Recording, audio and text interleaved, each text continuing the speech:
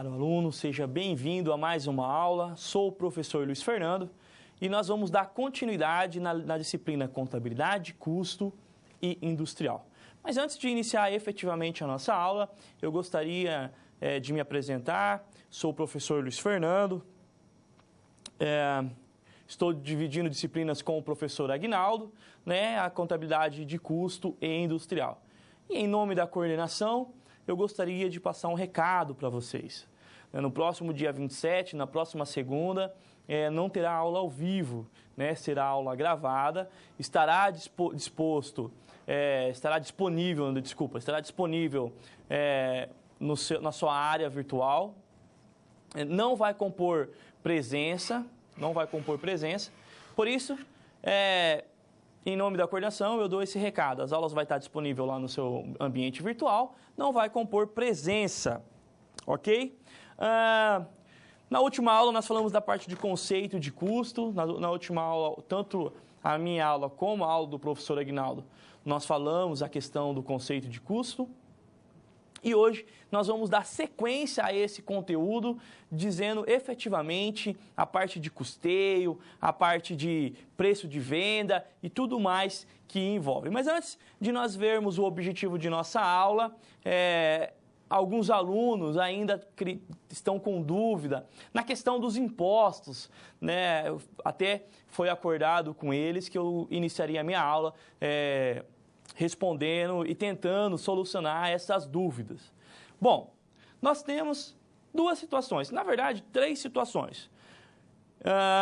Nós vamos falar sobre custo de aquisição. Em determinado momento, a empresa compra um produto e este produto, como um exemplo, matéria-prima, tem os seus impostos, que como fato gerador a venda. Mas na compra, ok, aluno, na compra, esses impostos, preste atenção, nós estamos falando na compra com um exemplo de matéria-prima. Poderia ser material secundário, material de embalagem, mas vamos falar sobre, como exemplo, matéria-prima. Então, nós adquirimos matéria-prima. Quando o nosso fornecedor faz uma venda para nós, ele destaca os impostos pertinentes à venda dele. Que para nós, na nossa compra, estes impostos que o nosso fornecedor destacou vai gerar crédito tributário para nós. Ele não é custo, ele não é despesa, ele é um ativo circulante, um direito que eu tenho de apropriar dos impostos pago pelo meu fornecedor. Ok? É um direito que eu tenho de apropriar dos impostos pagos pelo meu fornecedor na venda dele para mim, ou seja, a venda dele compra para mim, e eu me aproprio desse crédito, eu me aproprio desses impostos. Bom, então nós falamos da compra. Aí vem a venda. Então, pense que essa matéria-prima que eu comprei, que eu tive um crédito de ICMS, por exemplo, ou de PIS, ou COFINS, e ficou lá no meu ativo circulante, impostos a recuperar. Para custo de aquisição, ok, nós vimos até na nossa primeira aula, que o custo de aquisição seria o valor de compra menos os impostos recuperáveis. Então, o que eu quero dizer? Que na compra de matéria-prima, somente o valor dos produtos, o valor da nota, menos os impostos que eu vou recuperar, que eu tenho como direito, que é considerado como custo. Nós estamos falando na aquisição. Na venda, é a contrapartida dessa aquisição. Eu pego essa matéria-prima, introduzo nela mão de obra direta, mão de obra indireta, custos fixos, custos semifixos, custos variáveis, despesas fixas, despesas variáveis, minha margem de lucro que eu espero sobre determinado produto, e eu chego no meu preço de venda. Quando eu chego nesse preço de venda e que efetivamente eu realizo a venda, eu terei os impostos sobre venda. Estes impostos sobre venda, utilizando os mesmos impostos da nossa compra, ICMS, PIS e COFINS, estes são deduções do faturamento, são deduções da receita. Para que eu possa saber a minha obrigação a pagar de impostos, eu vou pegar aquele crédito da minha compra, menos os impostos sobre a minha venda, para que eu possa recolher ou se der um saldo maior do recuperar, por exemplo, eu fico com crédito para o mês subsequente. Vocês estão conseguindo entender? Então, na compra eu tenho um crédito, na minha venda eu tenho um débito. Para que eu possa recolher e criar uma obrigação, eu pego o meu débito, menos o meu débito, desculpa, eu pego o meu crédito, menos o meu débito, faço o confronto, a diferença eu recolho ou fico com o saldo credor para o mês subsequente. Então, nós vimos a compra, em que eu recupero os impostos.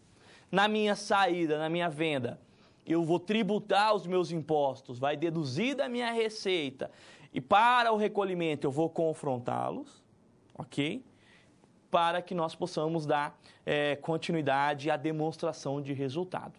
Pois bem, a partir do momento que eu tenho a minha venda, os meus impostos sobre venda, que seriam as minhas deduções legais, eu vou encontrar o faturamento líquido, menos o custo da mercadoria vendida, que é o montante de custos que custos fixos, custos variáveis, custos semifixos, semivariáveis, que embutidos lá na minha produção, que foram efetivamente registrados, classificados, todos os meus gastos e meu desembolso que envolveram a produção e que é considerado como custo. Então, estes gastos, menos a minha receita líquida, eu vou chegar no lucro bruto.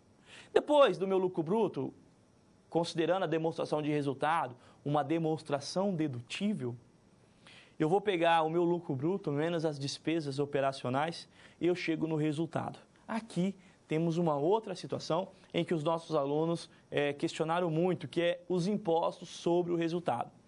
Quando eu chego efetivamente no resultado, lá na demonstração de resultado, eu tenho receita menos custo da mercadoria, lucro bruto, menos despesa operacional, nós chegamos no resultado. Aí vem a provisão de imposto de renda e contribuição social. Este cálculo, essas provisões, ela é feita à parte. Não é considerada nem como custo e nem como despesa. Ela é uma provisão sobre o tributo do resultado. Conseguiram entender, alunos? Então, nós temos que diferenciar os impostos sobre compra, que é para mim encontrar o custo da aquisição, valor de compra menos os impostos recuperáveis. Estes impostos recuperáveis é um direito, fica lá no meu ativo. Depois eu faço a minha venda, eu tenho os impostos sobre venda, que são dedução do meu faturamento. Para que eu possa identificar se eu tenho um valor a recolher de impostos ou um valor a acreditar para o mês subsequente, pego aqueles créditos lá no meu ativo, menos as minhas deduções legais, menos os impostos sobre venda, confronto, se der saldo a recolher eu pago, se der saldo a credor, se der saldo a recuperar, volta para o ativo para o mês subsequente. Depois da apuração de resultado, que eu encontro efetivamente o resultado antes da provisão do imposto de renda e contribuição social, na demonstração de resultado, essa é a nomenclatura, resultado ou lucro antes do imposto de renda e contribuição social, eu faço a provisão tanto desses dois tributos para que efetivamente eu possa identificar o resultado líquido do meu exercício, o resultado líquido do meu exercício. Então, na compra, os impostos são crédito, são um direito. Na venda, não são custo nem despesa, é dedução legal da minha receita. Imposto de renda e contribuição social, uma provisão, também não é custo, também não é despesa, é uma provisão para recolhimento do meu resultado, para que eu possa encontrar o meu resultado líquido. Ok? Muito bem. Dando então sequência à nossa aula, quero convidar você para acompanhar comigo no quadro o objetivo da aula de hoje. Bom, proporcionar aos alunos conhecimento sobre a classificação e nomenclatura do custo, sistema de custeio, apuração de fabricação, formação do preço de venda. Então, hoje, efetivamente, nós vamos ver a formação do preço de venda, o processo contábil da empresa industrial, planos de contas específico, ajuste e apuração de resultado, encerramento de exercício. Então, esse é o objetivo da disciplina, ok? Nós temos como objetivo da nossa aula de hoje o conceito de custo aplicado na contabilidade. E aqui, efetivamente, nós vamos estar trabalhando hoje o sistema de custeio e a formação do preço de venda. Assim, aluno, nós podemos, na aula de hoje, identificar três métodos de custeio.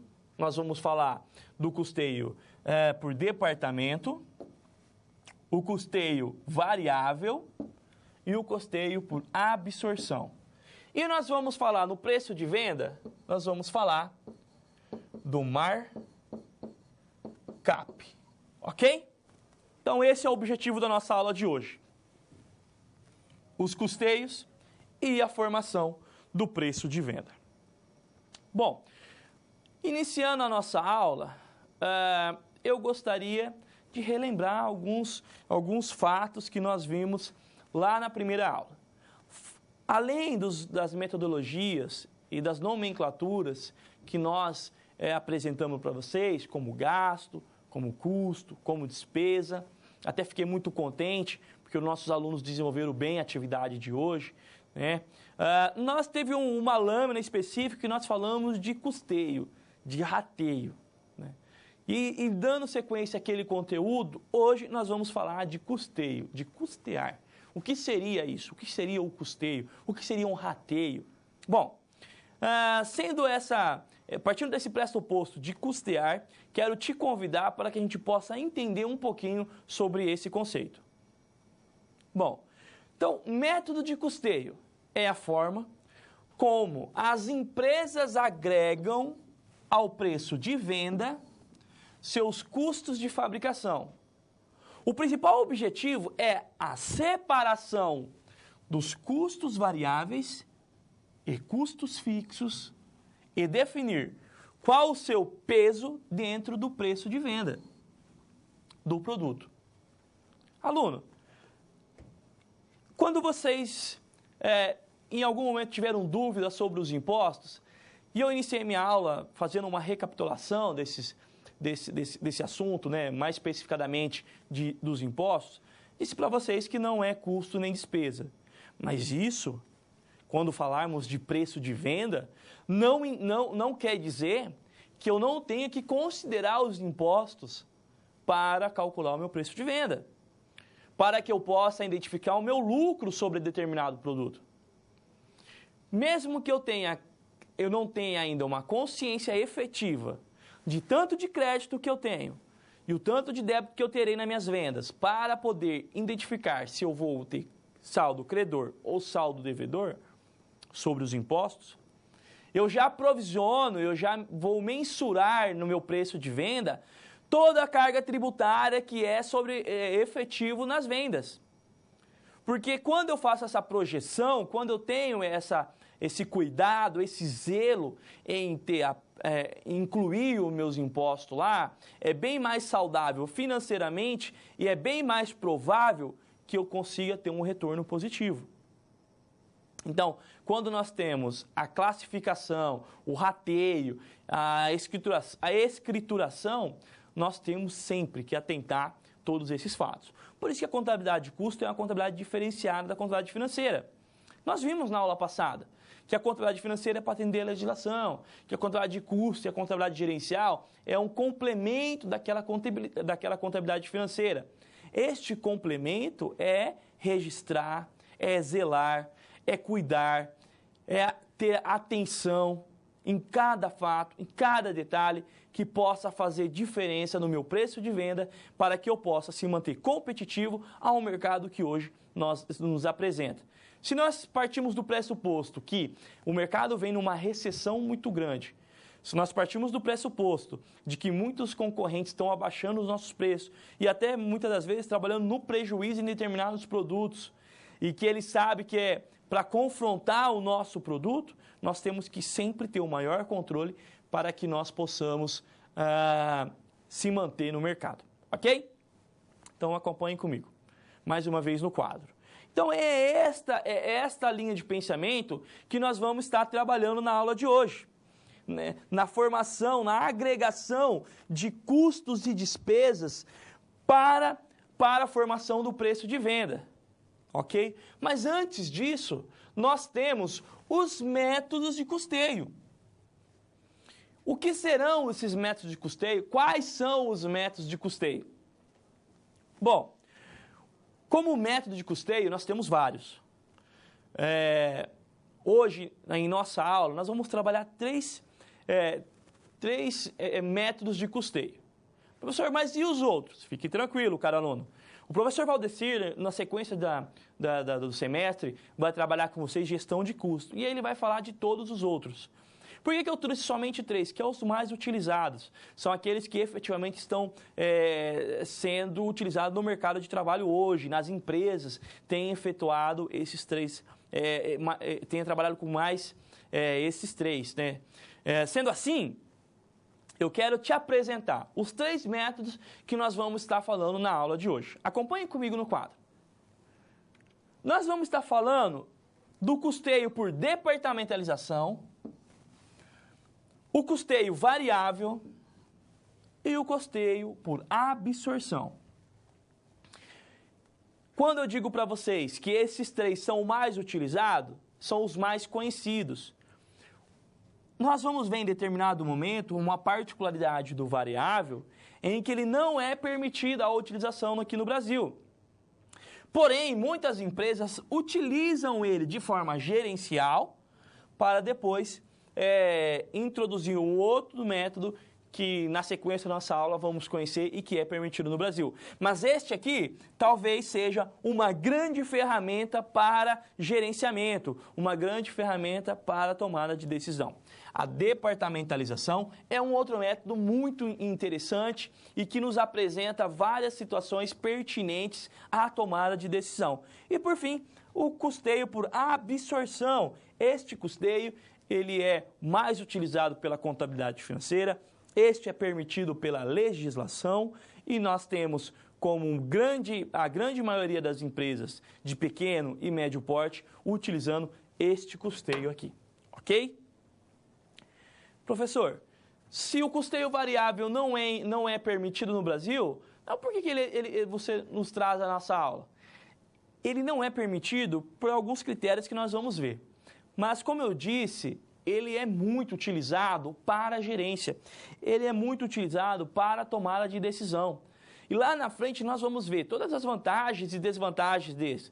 E entre as vantagens nós vamos ver que a tomada de decisão, a quantidade de informação pertinente e interessante, o que ele gera é de suma importância para o dia a dia. Ok? Mas calma, nós vamos ver mais para frente.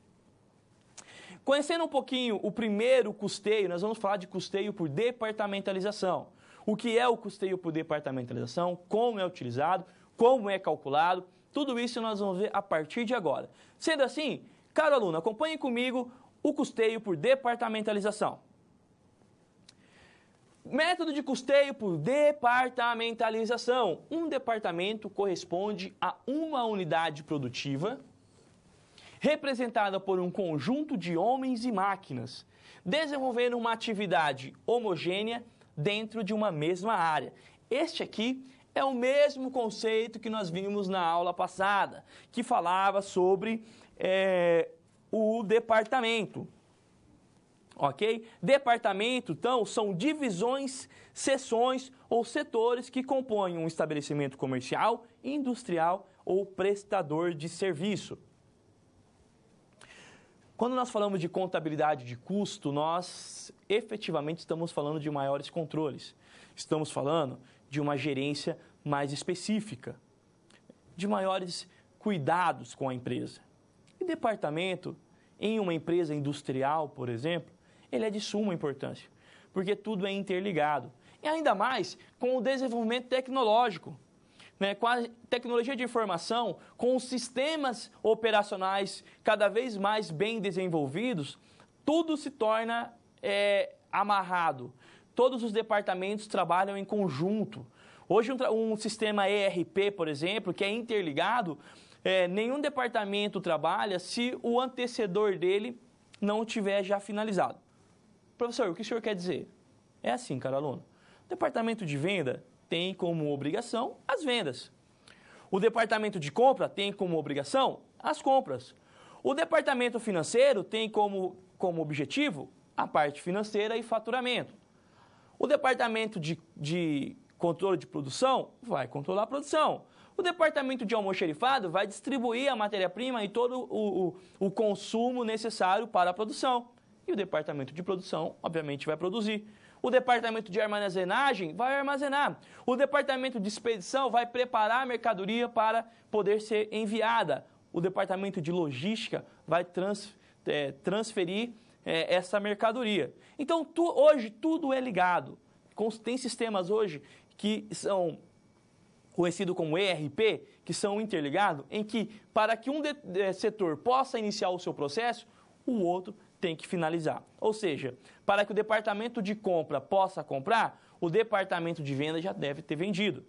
Para que o departamento financeiro possa pagar um título, o departamento de compra já deve ter lançado essa compra. Para que o departamento de produção possa efetivamente dar a ordem de produção, a venda já deve ter vendido, a compra já comprou todos os insumos necessários, o faturamento já registrou esses insumos e já feito o recebimento dessa mercadoria, já consta no almoxarifado, para que o setor de produção possa explodir a produção, possa desmembrar efetivamente tudo o que será necessário para produzir um determinado produto, na determinada quantidade que foi vendida. O determinado de produção vai pegar todo esse relatório do departamento de controle de produção e vai começar a produzir. Ao final da produção, o departamento de expedição vai embalar, vai armazenar e, mediante o agendamento, vai distribuir com a logística. Então, olha só como é muita informação correndo ao mesmo tempo, é muito critério a ser analisado ao mesmo momento. Por isso que hoje a tecnologia de informação é uma excelente ferramenta e, para não dizer essencial, para que nós, profissionais vinculados dentro de uma grande empresa, dentro de uma grande indústria, uma grande distribuidora, possa fazer efetivamente os controles. E aí cria-se a necessidade de ratear, cria a necessidade de controlar. Mas para que nós possamos entender melhor esse departamento, então nós entendemos o que é departamento, e para que a gente possa entender um pouco desse rateio sobre departamento, quero convidá-lo a acompanhar comigo no quadro. Bom, vantagens do método de custeio para o departamento. Então nós já entendemos o que é o departamento. Entendemos que a tecnologia de informação é uma ferramenta exclusiva e necessária para que os departamentos possam estar trabalhando. O custeio para o departamento é justamente isso, mostrar para os gestores o custo, os gastos, os desembolsos e tudo que envolve cada departamento. E nós temos como vantagem o melhor controle interno associado aos custos, a melhor alocação dos custos, as melhorias do rateio para desmembrar cada custo em cada departamento, ação direta ao resultado. Este é o custo por departamentalização, que, de modo geral, toda contabilidade de custo, tudo que envolve custos, tudo que envolve essa ferramenta de contabilidade, essa maneira de atuar na contabilidade, como a contabilidade de custo, tudo isso se resume em controles internos. Em melhor, se me permite dizer, fazendo uma correção, tudo isso é para um melhor controle interno. Então, o departamento de custo, ele vai nos mostrar cada custo específico de cada setor. Quando nós nos deparamos com esse tipo de informação, né, que cada departamento usufrui, muitas das vezes é tomada decisões erradas, porque o rateio não foi bem feito. Se não tiver um método de rateio e algum produto, para que você possa entender e eu ser um pouco mais claro, suponhamos que determinada empresa tenha 3 produtos a ser vendido, ok? Dentre 3 produtos, 2 produtos passam em todos os departamentos, mas tem um produto que não passa no departamento de embalagem, por exemplo. Então, ele não vai ter o custo de embalagem. Percebe que quando nós formos apurar o custo unitário de cada produto, o custo que não vai passar por um determinado departamento terá um custo menor, porque ele não vai agregar o custo da embalagem, por exemplo.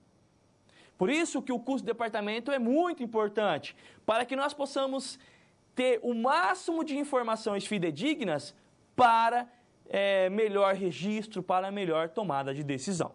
Pois bem, conhecendo então um pouco sobre departamento, entendendo um pouco das vantagens do custeio por departamento, vamos efetivamente conhecer o cálculo de departamentalização? Acompanhe comigo no quadro. Um exemplo de custeio por departamentalização.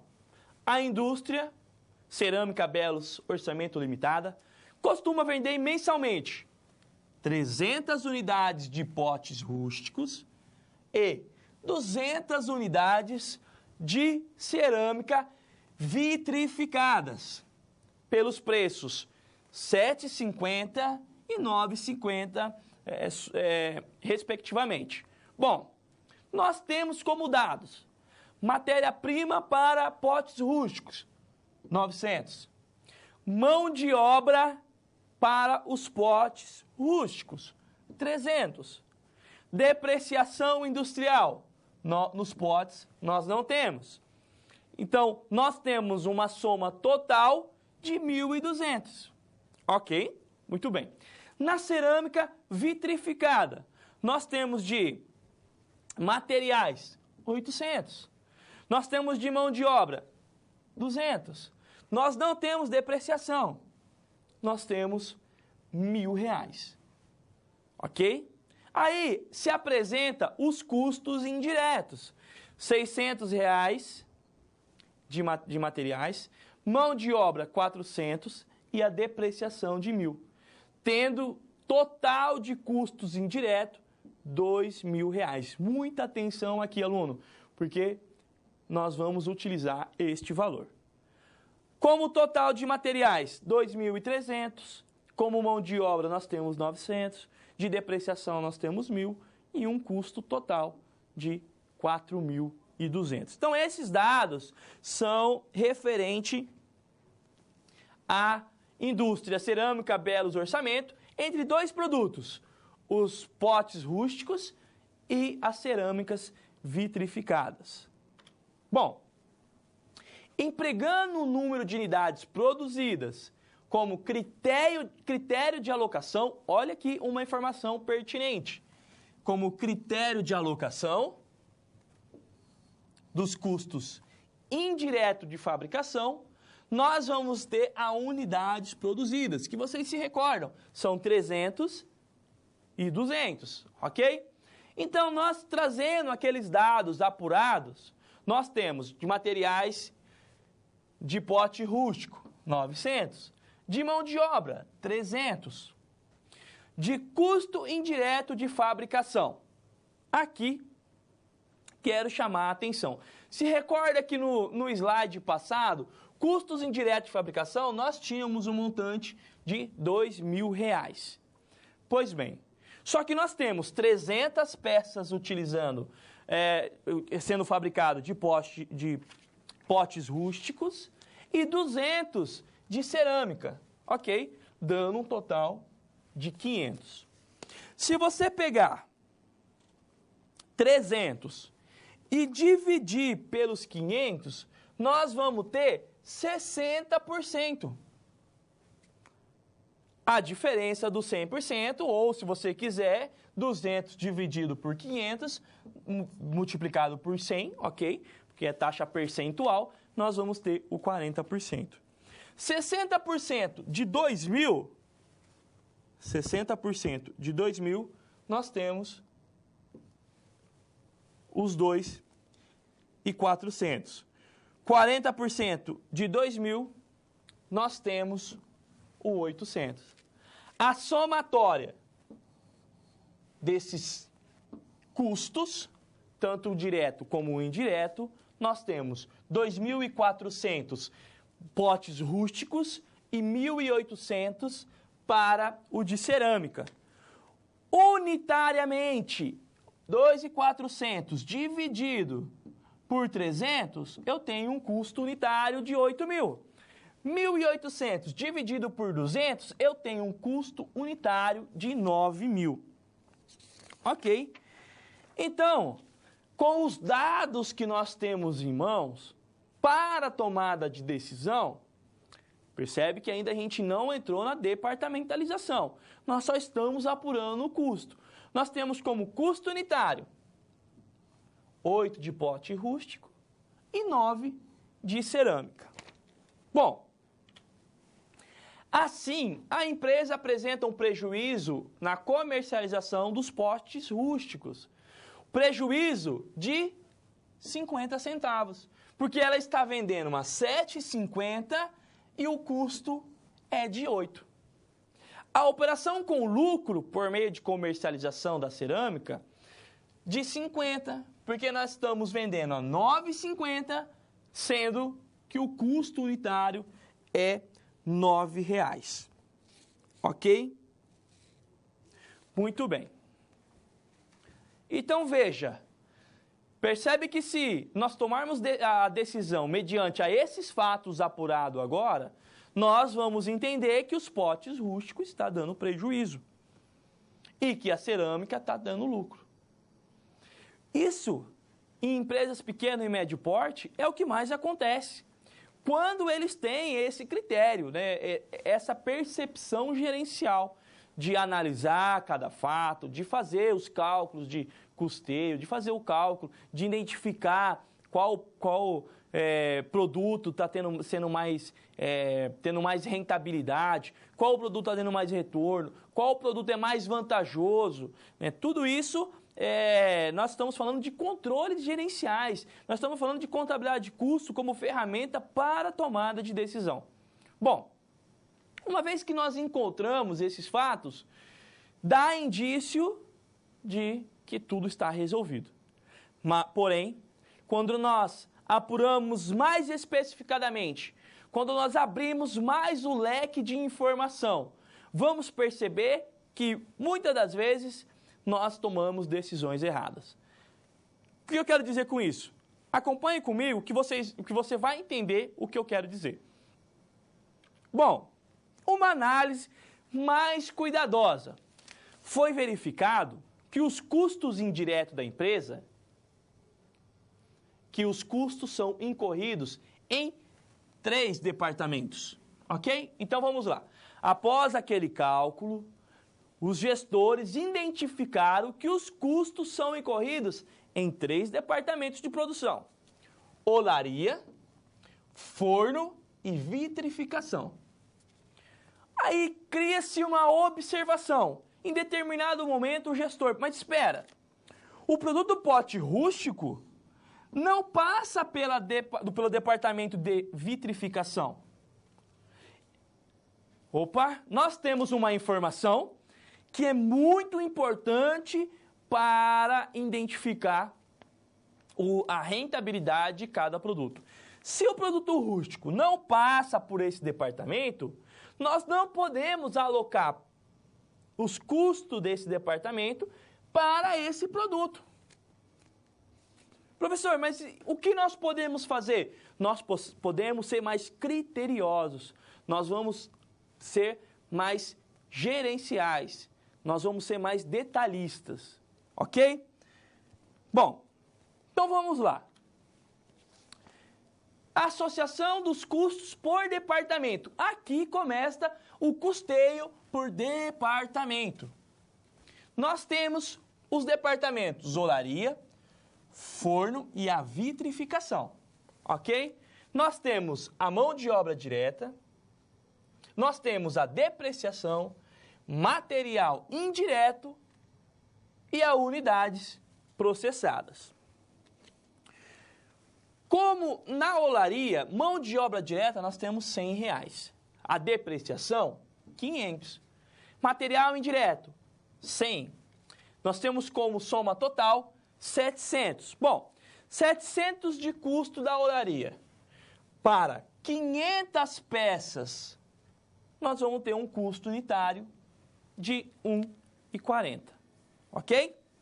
No forno, nós temos o mesmo 100. Nós temos de depreciação 200, nós temos de material indireto mais 200, nós temos como soma total 500. Das 500 unidades produzidas, nós temos um custo unitário de 1. Agora vem a vitrificação. Nós temos 200 de mão de obra direta, 300 de depreciação, 300 de material indireto e a soma total de 800. Tendo 200 produtos, que chega a R$ 4,00. Como total de mão de obra 400, R$ 1.000 de depreciação, 600 de material indireto, tendo como uma soma total os R$ 2.000. O custo unitário por peça processada nos departamentos olaria, forno e vitrificação foram R$ 1,40, R$ 1,00 e R$ 4,00, ok?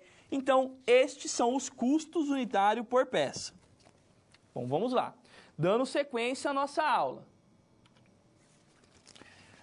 Ao transferir os custos dos departamentos aos produtos e recalculando a composição dos custos unitários de cada produto.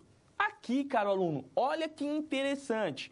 Olha que particularidade para a tomada de decisão. Nós vamos transferir os custos dos departamentos aos produtos e recalculando, mediante a composição de custo unitário de cada produto, será possível obter o seguinte resultado. Bom, nós temos R$ 3,00 de potes, nós temos de mão de obra R$ 1,00, nós temos como soma R$ 4,00, ok?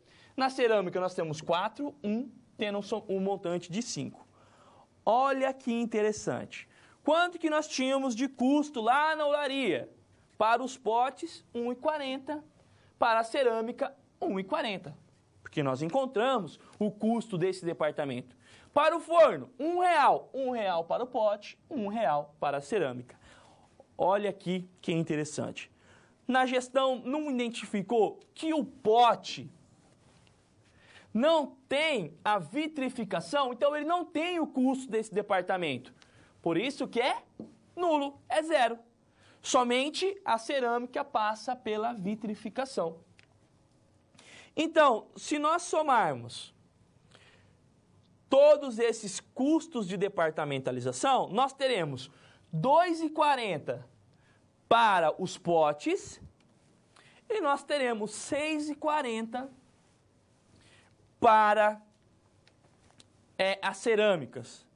Tendo, então, como soma mais o custo indireto, que seria esse mais esse, nós temos R$ 6,40 e esse mais esse, nós temos R$ 11,40. Então, o custo unitário dos potes, após o rateio por departamentalização, é R$ 6,40.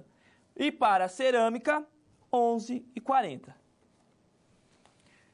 Veja, olha só como as tendências e as informações têm que ser muito bem ingeridas, muito bem apresentadas, muito bem analisadas, para que nós possamos tomar a melhor decisão. Nesse exemplo que eu estou dando, se o gestor não entendesse que os potes rústicos não passavam pela depreciação, este produto estava apropriando um custo que não era dele, um custo inapropriável. E que por isso que ele, lá no início, estava dando prejuízo. Porque ele estava assumindo um custo que não era dele. Assim, muitas das vezes, nós tomamos as decisões erradas. Tem que analisar, tem que identificar, tem que ter relatórios, tem que ter informações, tem que ser criterioso para que nós possamos desenvolver um bom trabalho. E os custos por departamentalização traz isso. O custo por departamentalização ajuda nesse aspecto, porque ele vai conseguir desmembrar e mensurar o custo correto para cada produto. Bom, e agora, professor? Nós já temos o novo custo unitário. qual produto está dando lucro e qual produto está dando prejuízo? Bom, acompanhe comigo no quadro para que nós possamos resolver essa questão. O resultado obtido após os novos cálculos por meio de custeio por departamentalização é de 6,40 por pote e 11,40 por cerâmica. Pote, neste novo cálculo, após essa nova análise, está dando um lucro de 1,10.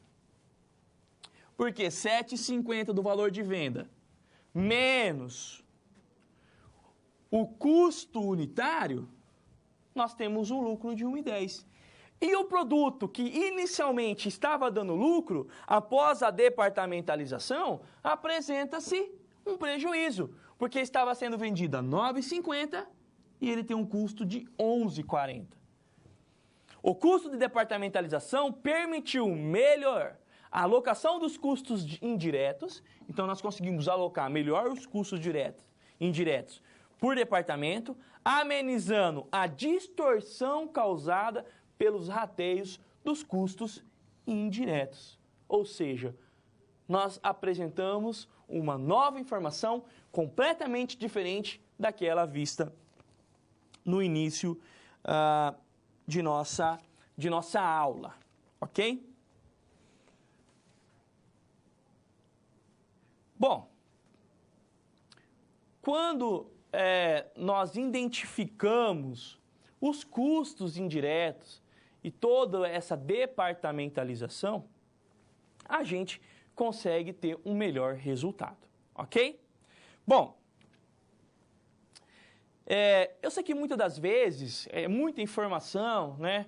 É preciso que você acompanhe, né? O pessoal de Minas Gerais está dizendo que está um pouco confuso no cálculo. Antes da gente voltar, eu posso até voltar para vocês, mediante a nossa disponibilidade de tempo, né? Mas todavia nós vamos ter os fóruns, nós vamos ter os chats, os tutores estão aí à disposição. Eu gostaria de, mediante a isso que foi apresentado para vocês, esse custeio por departamentalização, que vocês refletissem e qual é a importância desse custeio por departamentalização. Ok? Então, este é um momento de reflexão e logo nós voltamos.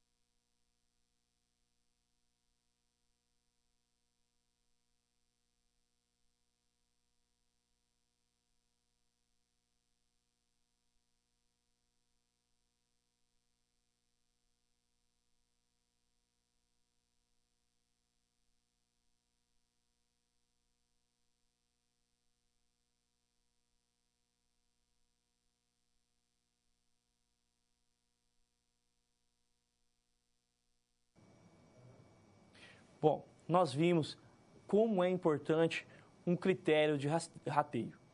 E nós vimos que o critério de rateio por departamentalização é de muita importância, é muito legal, é bacana a gente ter essas informações e conseguir ter um melhor resultado. Bom, após esse critério de rateio por departamentalização, nós vamos dar sequência à nossa aula e vamos falar sobre outro método muito importante também, porém com algumas características interessantíssimas. Por isso, quero te convidar, aluno, a acompanhar comigo no quadro. Bom, nós vamos falar agora do método de custeio variável. embora questionada segundo o ponto de vista dos princípios e normas contábeis, aqui nós temos uma particularidade e um grande problema na utilização do custeio variável. O custeio variável assume grande importância na análise de decisões relativas ao custo e preço.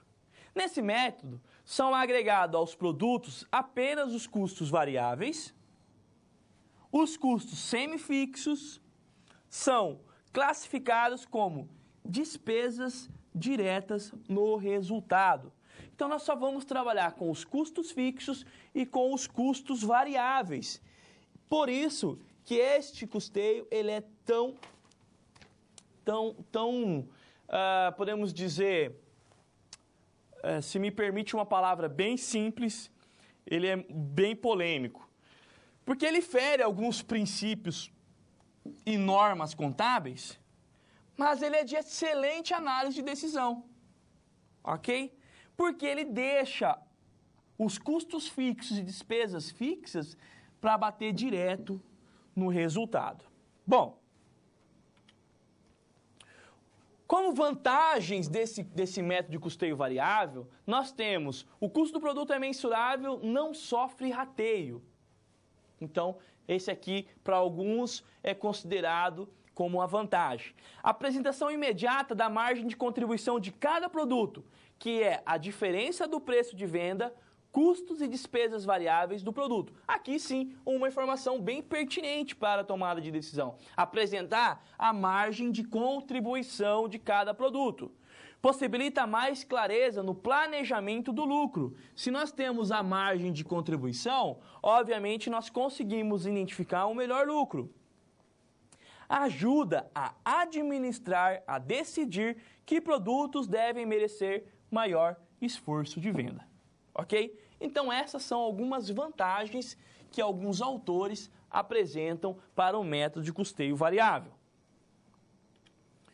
Como desvantagem do método de custeio variável, olha aqui, talvez a mais importante, não é aceito pelo fisco no Brasil, ou seja, não é aceito pela legislação, não é aceito pelo órgão fiscalizador aqui no Brasil. Podendo ocorrer problemas na avaliação dos custos, pois existem custos semivariáveis e semifixos que não são computados. Proporciona maior ênfase na análise e controle dos custos e despesas variáveis, podendo gerar problemas de subavaliação no resultado. É indicado para a tomada de decisão a curto prazo, isso pode prejudicar um projeto da empresa a longo prazo. Então, algumas desvantagens que ocorrem com o custeio variável. Como exemplo de custeio variável, nós temos uma empresa comercializa canetas com a logomarca do cliente. A empresa usa o critério de mão de obra direta com base de rateio dos custos indiretos de fabricação, custeio variável. No mês analisado, a empresa vendeu 50% do estoque. Então, vamos lá. Valor de venda, 240 mil. Custos fixos de fabricação, 120 mil. Custos variáveis de fabricação, 100 mil. Despesas fixas, 40 mil. Despesas variáveis, 100 mil reais. Bom, então esses são os dados para que nós possamos exemplificar o custeio variável. Considerando a venda de 50% da produção, ok? Nós temos receita de venda, 240 mil. Nós temos como custo de fabricação, custo variável de fabricação, nós temos os 50 mil. Nós temos despesas variáveis de fabricação, 50 mil. Chegando na margem de contribuição. Aqui eu quero te chamar a atenção. Nós temos 50% dos 100 mil, nós temos 50% de mais 100 mil, chegando à margem de contribuição de 140. Olha, aluno, percebe que o custo variável está chegando à margem de contribuição. Mas tenha atenção aqui, ó. Olha como os custos fixos e despesas fixas está batendo direto no resultado. Direto no resultado. No custeio variável, vamos utilizar 50% do custo de despesas variáveis, custos fixos 100% e despesas fixas são considerados integralmente. Bom, olha como fere o princípio contábil, o princípio da competência, por exemplo. Como é que nós vamos considerar 100% de um custo fixo e de semifixo, sendo que a gente não tem essa informação? Ok?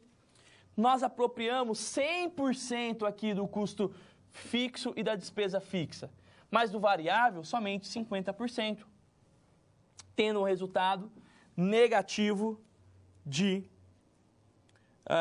20 mil reais. Ok? Então, o que quero chamar a atenção para vocês na nossa aula de hoje sobre o custo variável é que, para que nós possamos calcular numa demonstração de resultado, nós sempre teremos o faturamento, a venda, a receita, menos os custos variáveis, menos despesas variáveis, para poder encontrar a margem de contribuição e depois deduzir 100% dos custos fixos e despesas fixas para a apuração do resultado. Então, este aqui é o custeio variável e é por isso que ele não é permitido no Brasil, porque ele pode alterar significativamente o resultado da empresa, ok? Ele pode significativamente atribuir esse resultado. Então, como o custo de fabricação nós temos 120 mil, nós não temos nenhuma perspectiva de identificar qualquer situação. Ele está sendo deduzido 100%, assim como as despesas também, 100%. Então, por isso que ele é muito polêmico, né? Muitos vejam ele como positivo, mas muitos também não veem como positivo esse custeio variável. Bom, quando nós dizemos de custeio variável, é isso que nós temos que entender. São 3 aspectos importantes. Margem de contribuição, que é até bacana mediante alguma particularidade da empresa. Outra situação, deduz da receita somente os variáveis, como custo variáveis e despesa variáveis. Ok? E os custos fixos e despesas fixas, eles vão deduzir diretamente do resultado. Ok? Bom, para que nós possamos assimilar essas informações, eu quero convidar você da mesma maneira que nós refletimos sobre a importância do custo por departamento, eu quero te convidar a você também dar uma refletida. Qual a importância do custo variável? E para você? Né? Ah, professor, mas eu estou tendo o primeiro contato agora, né? Eu não consigo identificar. Nós estamos no centro acadêmico. Né? Para você, o que você entendeu? Você acha que é importante o custo variável? Deveria ser liberado no Brasil ou não? Por ferir os princípios contábeis e por as despesas e custos fixos para bater direto o resultado, você não acha interessante. Eu vou te dar alguns minutinhos para que você possa refletir e logo nós voltamos.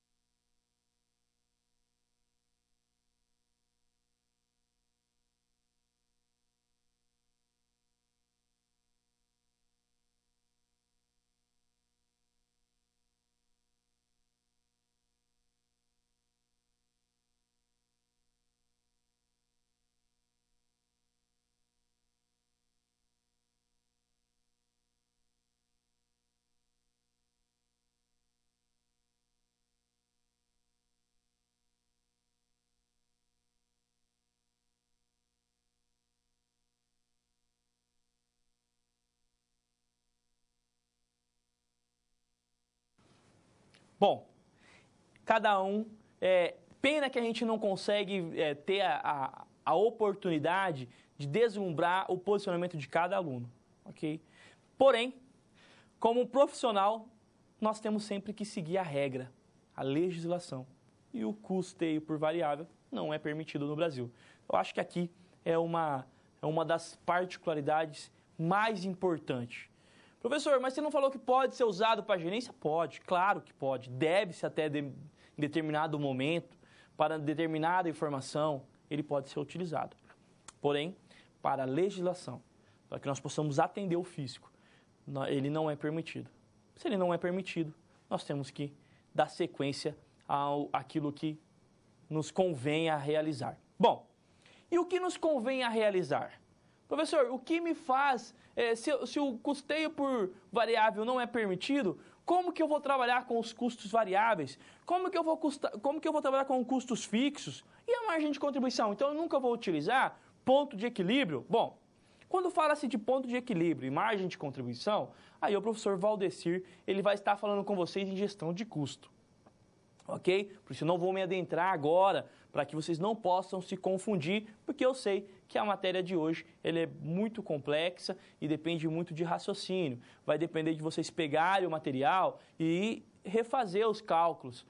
Obviamente, aluno, que eu me coloco à disposição, né? Qualquer dúvida que você tiver, nós estaremos aqui, tanto eu quanto o professor Aguinaldo e os tutores presenciais e os à distância, para poder atendê-lo. Bom, e aí?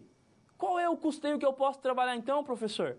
Né? O que é permitido? Você recorda na aula anterior, quando eu falei para vocês se a contabilidade ela se apresenta em 3 maneiras? Contabilidade financeira, contabilidade gerencial e a contabilidade de custo? Pois bem, para a contabilidade financeira, de modo geral, todas as empresas utilizam o custeio por absorção. Este é permitido pela legislação e é o mais utilizado para empresas de pequeno e médio porte. As empresas de grande porte talvez trabalhem com o custeio por departamentalização, ou o ABC, ou o WKR e outros custeios que o professor Valdecir vai falar mais para frente, porque hoje a nossa aula é somente de custeio por departamentalização, custeio variável e custeio por absorção. Vamos entender um pouquinho de custeio e absorção? Acompanhe comigo no quadro. Bom, custeio por absorção. O método de custeio por absorção pode ser chamado também de custeio funcional ou custeio tradicional e possui as seguintes características: atende às exigências societárias e fiscais, além de estar de acordo com os princípios e normas contábeis. Olha que interessante essa característica. Consiste em alocar os produtos, todos os custos incluídos no processo de fabricação, tanto do custo variável como do custo fixo, né? Todos eles são considerados, são alocados. As despesas não incorporam os custos do produto, sendo registrado apenas do resultado. Então, este é o custeio por absorção. E tem essas características que se resume no quanto ele, por que ele é tão utilizado. Temos também um esquema do custeio por absorção. Custeio dos recursos, como contas contábeis, materiais, salários, encargos, energia e depreciação, custos indiretos, custos diretos, ok? Critério de rateio adotado em base única, objeto de custeio, em que nós temos os custos das mercadorias, ou dos produtos, ou dos serviços a serem vendidos, ok? Se nós falarmos de comércio, mercadoria. Se nós falarmos de indústria, produtos. E se nós falarmos de serviço, nós vamos falar de custo de serviços vendidos ou prestados. Então, nós temos a receita menos todos os custos indiretos e diretos. Nós vamos chegar no lucro bruto, Após o lucro, nós vamos deduzir todas as despesas para que nós possamos encontrar o resultado. Então, este, de modo geral, é o esquema do custeio por absorção, né? Em que tem como principal objetivo o custo das mercadorias ou produtos vendidos. Bom, nós já vimos que ele atende à legislação, nós vimos que ele trabalha por unidade de volume de produção, nós vimos a questão dos princípios e normas contábeis em que ele atende, e ainda nós temos como vantagens: está de acordo com os princípios fundamentais da contabilidade e as leis tributárias, como dito anteriormente, é menos custoso porque não requer separação dos custos de produção nos componentes fixos e variáveis. Aqui, um outro grande motivo de que muitas empresas utilizam este é o menor custo, ok? Ele é menos custoso. Os resultados são aceitos para a preparação de demonstrações contábeis de uso externo para a obtenção de solução de longo prazo, onde este método é recomendado. Então, para a longo prazo, ele é recomendado. E as suas desvantagens? Bom, temos como desvantagens os custos por não se relacionar com determinado ou determinada unidade, são quase sempre distribuídos em base de critérios de rateio, quase sempre com grande grau de arbitrariedade. O custo fixo por unidade, dependendo do volume de produção, o custo de produto pode variar em função da alteração do volume de produção. Um exemplo, então, para o custeio de absorção. Bom, temos como exemplo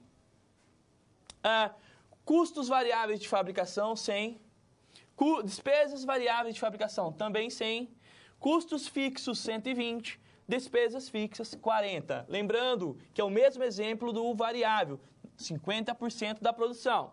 Então, nós temos uma receita de 240, 50% dos custos variáveis, 50 mil, 50% dos custos de fabricação, 50 mil.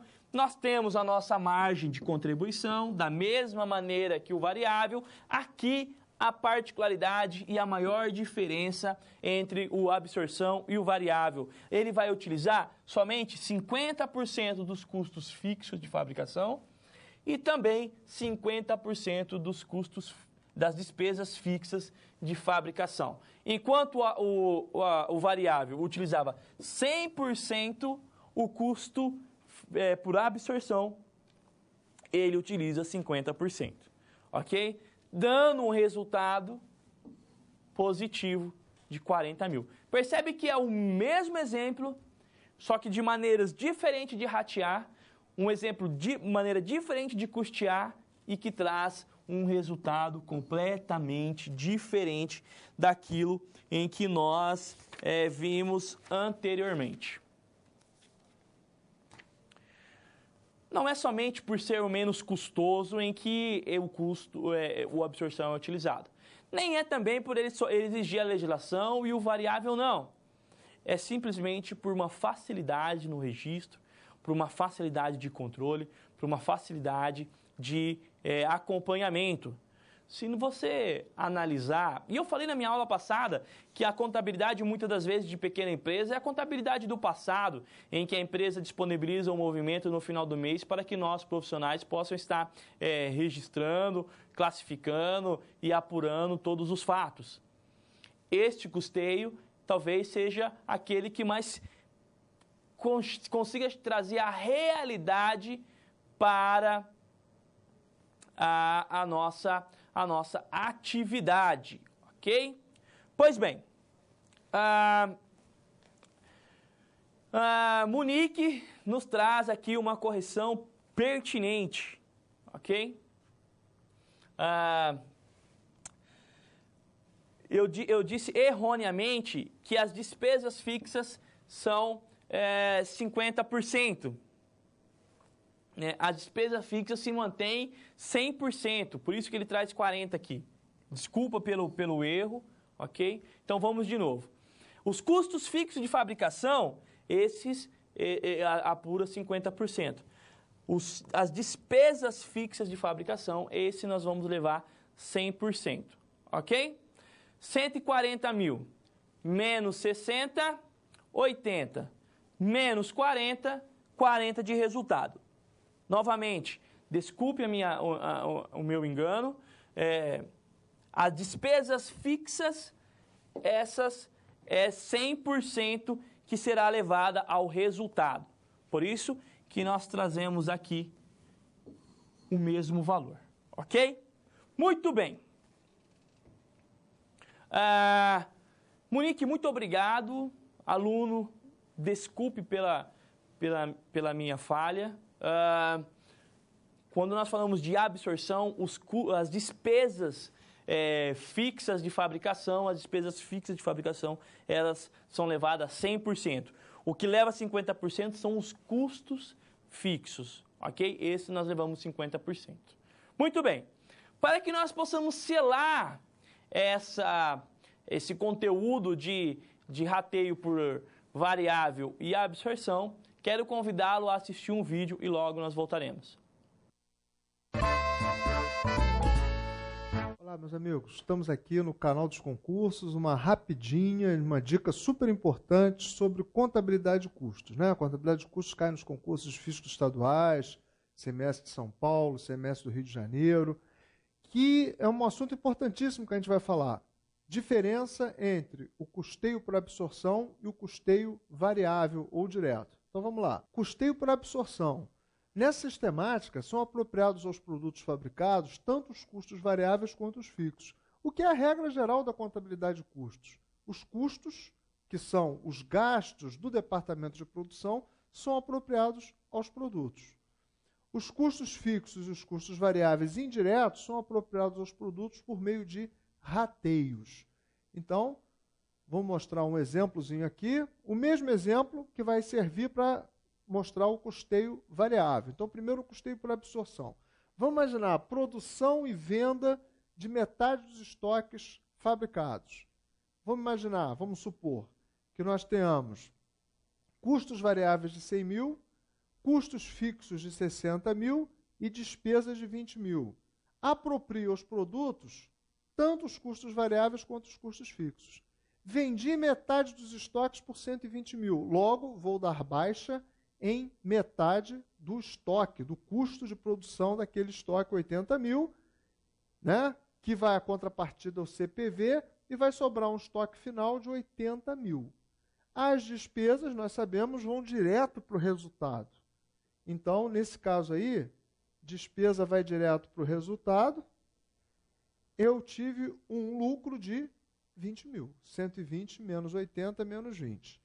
Pelo custeio por absorção, isso me gerou um lucro de 20 mil, um estoque final de 80 mil.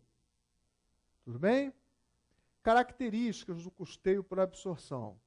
Está de acordo com o princípio da competência, vendi metade dos estoques, dei baixa em metade dos estoques, do custo da metade dos estoques.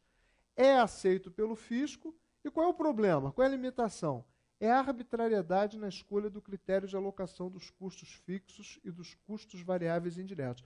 Então, dependendo do critério de alocação dos custos fixos e dos custos variáveis indiretos, eu vou ter valores de custos de produção diferentes. E, consequentemente, vou chegar a resultados diferentes e a decisões diferentes. Dependendo do critério que eu use, eu vou ter uma determinada informação contábil, que não é muito legal. Para corrigir esse problema, na verdade, eu tenho que adotar o custeio por absorção para atender o fisco e para cumprir as normas contábeis. Mas, para fins gerenciais, eu utilizo o custeio variável. Nessa sistemática, só são apropriados aos produtos fabricados os custos variáveis, enquanto que os custos fixos são lançados ao resultado integralmente como despesas. Então, o mesmo exemplo, só que agora utilizando o custeio variável. Custos variáveis de 100 mil. Por essa sistemática, só aproprio aos produtos os custos variáveis. Vendi metade dos produtos por 120 mil. Vou dar baixa nos produtos, no estoque de produtos, da metade, porque eu vendi a metade. Só que agora a metade tem um valor de 50 mil. Então, meus custos, o que vai para o resultado agora, como baixa de estoque, são apenas os custos variáveis de 50.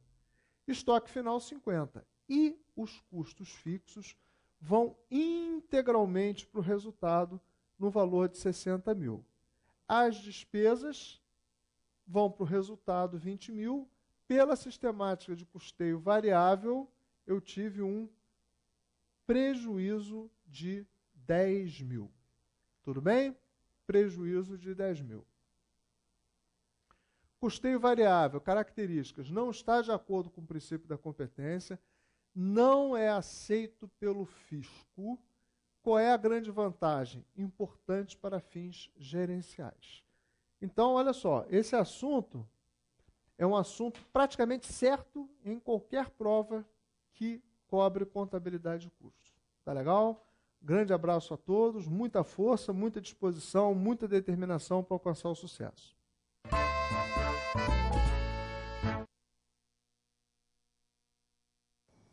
Bom, eu acredito que com esse vídeo a gente conseguiu dar um pouquinho mais de esclarecimento também, ok? Mas, mediante qualquer dúvida, novamente eu reafirmo que eu coloco-me à disposição, o professor Aguinaldo vai estar à disposição, nós vamos ter os fóruns, nós vamos ter os chats, tudo que vocês precisarem, os tutores, nós vamos estar à disposição. Bom, toda a contabilidade de custo, todo o rateio, todos esses cálculos que nós estamos apresentando hoje, toda essa leva de informações que nós estamos apresentando, o professor disse, tanto eu como o professor Aguinaldo, tenho certeza que mais de uma vez usou tomada de decisão, né? Mas para que tudo isso, né?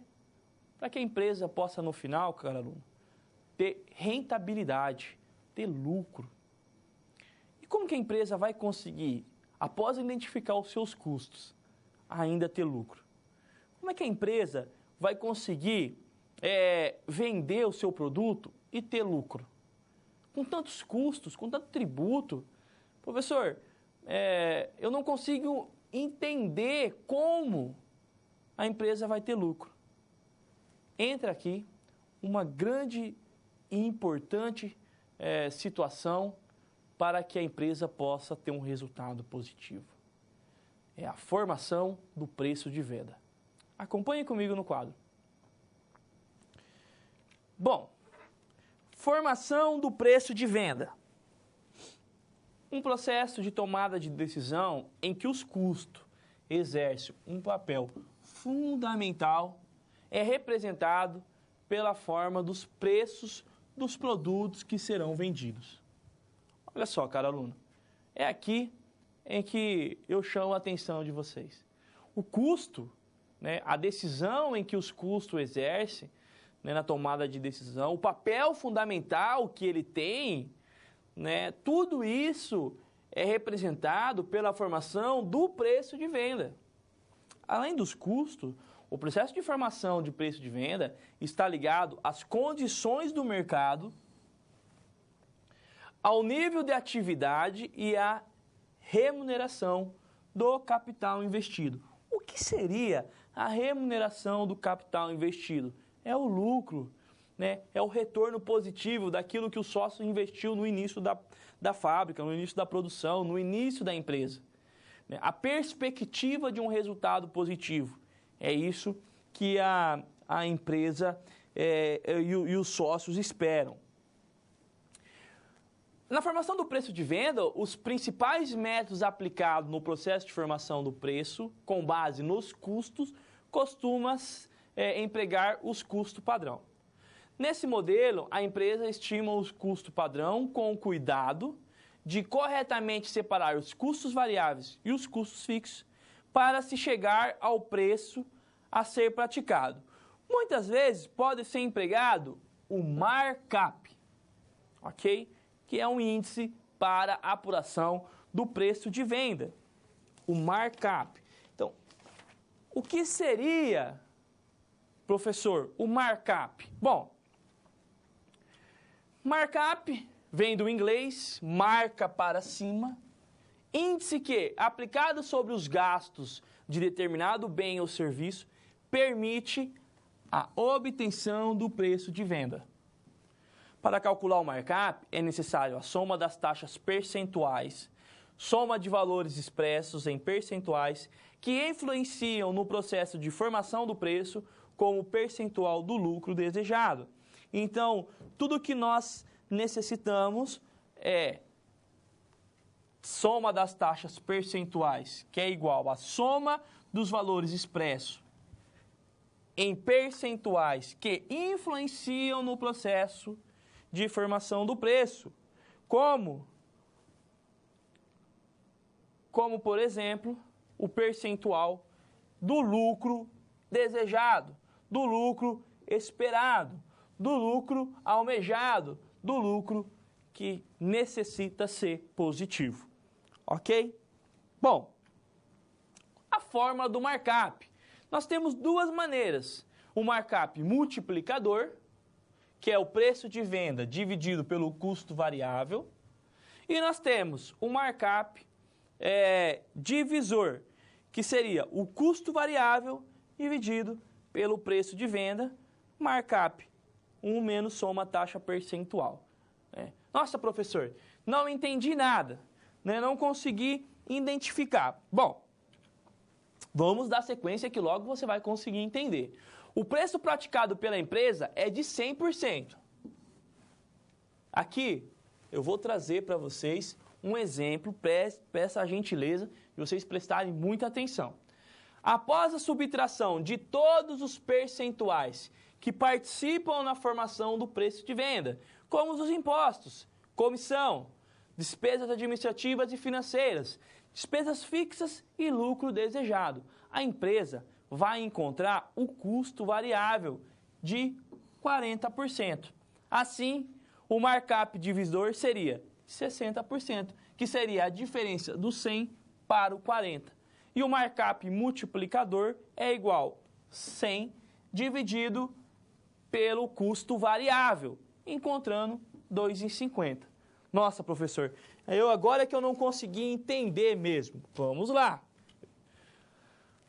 Dando sequência ao exemplo, olha o preço de venda de 100%. Eu tenho PIS e COFINS, 3,65%. ICMS, 12%. Comissão, 5,35%. Despesas administrativas e despesas financeiras, 5%. Despesas fixas de venda, 10%. Custo indireto fixo de fabricação, 19%. Eu quero um lucro de 5%. Eu tenho como custo variável a somatória de tudo isso, chegando na base de 40%. O markup divisor seria a diferença entre esse. Ok? A diferença. Daí fica 60 mil. Para um produto, para que eu possa identificar esse 2,50 aqui, caro aluno, né, como os dados da tela anterior, né, para que eu possa chegar no markup multiplicador, que é um índice, ok? Aqui tem um erro, caro aluno, ele não é percentual, mas sim ele é um índice. Eu pego 100% dividido pelo meu custo variável para chegar no meu índice de markup multiplicador. Olha só, para um produto que apresenta um custo variável de R$ 78,00, o preço de venda a ser praticado deve ser igual a 78, que é o custo variável, multiplicado pelo índice do markup multiplicador, o nosso preço de venda seria 195. Esse 2,50 aqui de índice já está incluso o lucro, todos os custos e todas as despesas, toda a carga tributária, tudo para que nós possamos, que um produto possa ter esse resultado. Então, R$ 195,00 seria o valor de venda deste produto. Bom, uma maneira muito simples de apresentar para vocês, mas que eu acredito que seja muito pertinente. O que vocês têm que entender para o markup é encontrar o preço de venda que é 100%, que a gente não tem, é o que nós estamos procurando. Todos os custos, despesas, impostos, tudo aquilo que seja variável. Eu encontro, então, o meu custo variável, para que eu possa chegar no meu custo fixo e chegar no markup divisor ou no markup multiplicador, que é um índice que será aplicado no meu custo variável para que eu possa identificar o meu preço de venda. Ok? Bom, nós vamos para mais um vídeo e logo nós voltamos.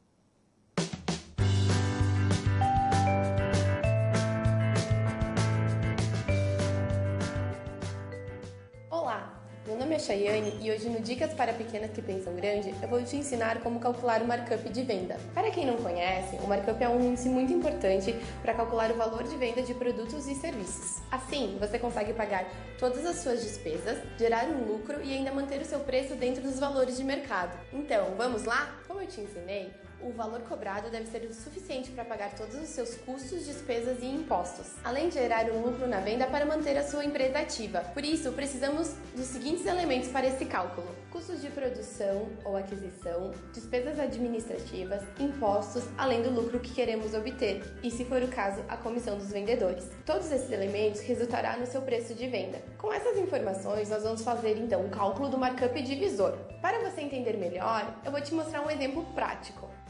Suponhamos que você comprou uma bolsa do seu fornecedor por R$100. Esse será seu preço de custo. Lembre-se dessa informação, porque vamos utilizá-la mais adiante. O ICMS sobre a venda é de 18%. PIS e COFINS serão 4,65%. Para a comissão dos seus vendedores, usaremos 2,5% e para despesas administrativas, 6%. Como margem de lucro ante o imposto, vamos usar 20%. O resultado dessa conta será o custo total da venda, neste caso, 51,15%.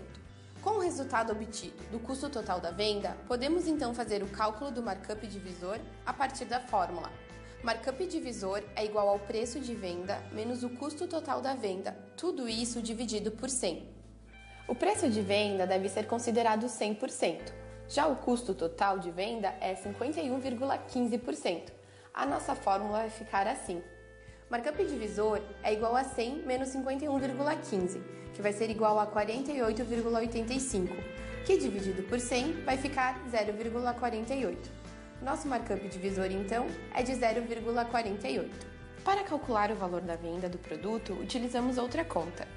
Preço de venda igual a preço de custo dividido por markup divisor, ou seja, 100 dividido por 0,48. Que resultará no valor de R$ 204,70. Esse vai ser o valor que você vai precisar cobrar na bolsa, ou, para facilitar, podemos arredondar para R$ 205. Assim, você consegue garantir o preço de todos os custos, despesas e impostos, além de gerar um lucro de 20% em cima do seu produto. Viu como não é tão difícil assim? Com essa fórmula, já podemos gerar o preço de venda dos nossos produtos. Porém, esse é um cálculo que tem que ser feito individualmente para cada produto que você for vender. Se você gostou dessas dicas, assina o nosso canal e fica atento que em breve vai ter muito mais conteúdo para vocês. Um abraço! Olha, eu espero que esse vídeo possa também ter contribuído um pouco, complementando a explicação que nós tivemos na aula de hoje sobre preço de venda e markup. E o que me chamou a atenção nesse vídeo, e uma particularidade, se vocês me permitem dizer, é a questão efetiva de que a gente tem que ter o cálculo do markup tem que ser por individual, ou seja, por cada produto. Se a empresa tiver 10 produtos, o markup tem que ser calculado individualmente, atribuindo cada custo, né?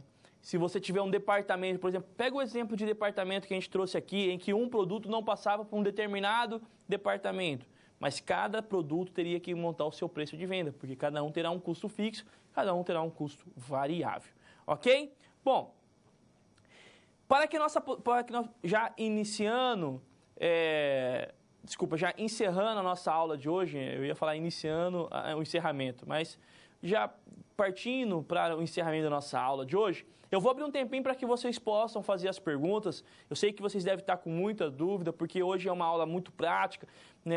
Depende muito de cálculos, né? E talvez eu não tenha o tempo um tempo hábil para poder explicar individualmente para cada um. Então eu vou abrir para que vocês possam mandar vossas perguntas e eu vou estar tentando responder no máximo que eu puder, ok? Então logo nós voltamos.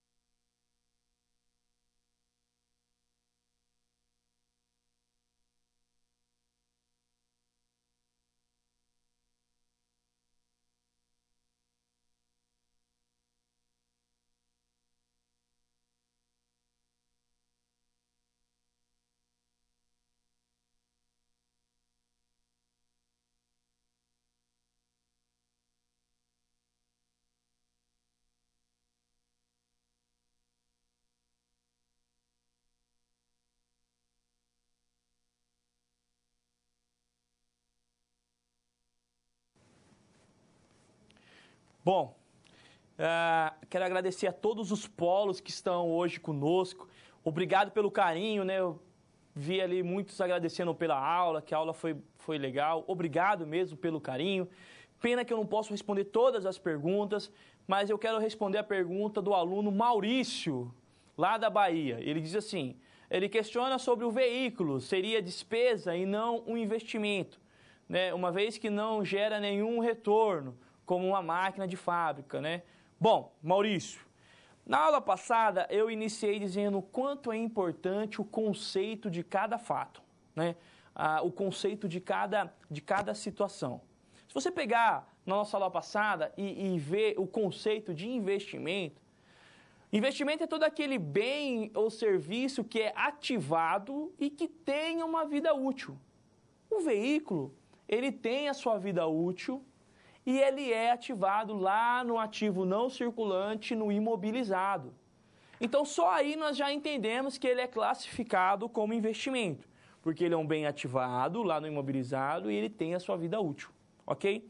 Eu até concordo com você que ele não vai trazer um retorno na produção, mas a regra, o conceito diz que todo bem ativado e que tem a vida útil é considerado como investimento.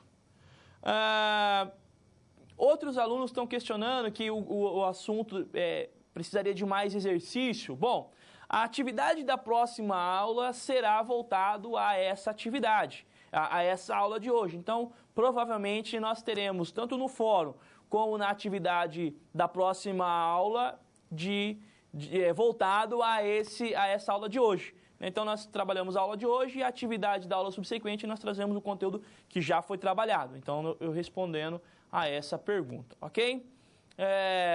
Então, eu quero mandar um abraço lá para a Gislaine, de Minas Gerais, dizendo que essa prática nós vamos estar trabalhando nas próximas atividades.